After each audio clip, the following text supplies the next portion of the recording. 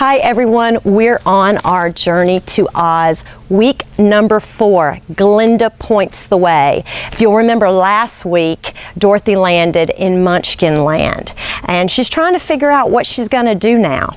And this is all about being willing to take that journey.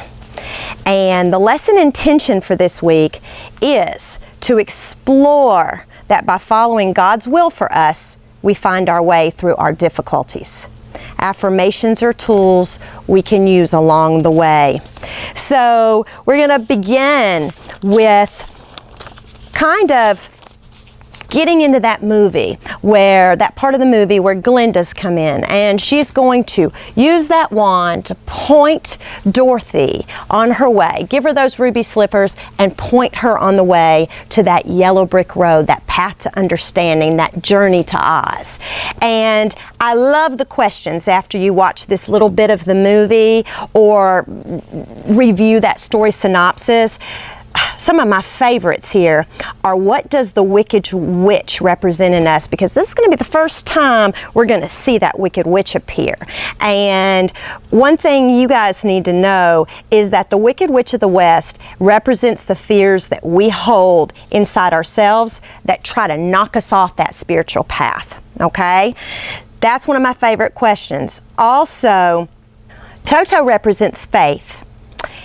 Toto stays with Dorothy through the thick and the thin. Dorothy also makes sure that Toto's always with her because she knows that when Toto's with her, she can make it through anything, just like the faith that we have within ourselves.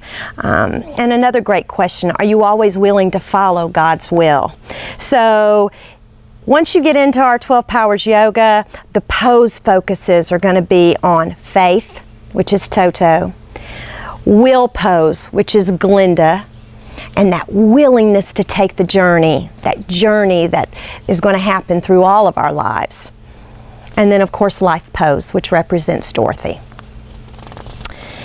You will then take that time to have an older student go point out the 3 unity principles that represents this lesson, which is going to be unity principle number 1, unity principle number 3, and then we're also bringing in principle number 4 for this lesson. Once you have them get settled in either love pose or lying down in release pose, you're going to have them start taking a few deep breaths and notice their breathing. At that time, you would use the ideas to teach and demonstrate to say, it's kind of your meditation as a leader. Once you say, we must be willing to go in the direction that our highest self points us, you will read the affirmation and have the students repeat the affirmation aloud, which is, I am directed by my inner spirit. After that's our creative time, and our creative time is one of my favorites this week.